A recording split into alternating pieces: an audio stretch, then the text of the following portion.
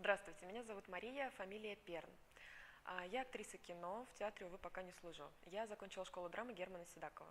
Я в хорошей физической форме, профессионально играю в волейбол, профессионально стреляю из винтовки, профессионально плаваю. Также я езжу верхом, но уже как любитель. Есть права категории Б, готова к экспедициям, готова к экспериментам. В киношном арсенале моем картины в разных жанрах. Из последнего я снялась в полном метре, военная драма, сыграла командира танкового экипажа. Там мы ездили в настоящих танках, на настоящих танках, стреляли из настоящего оружия.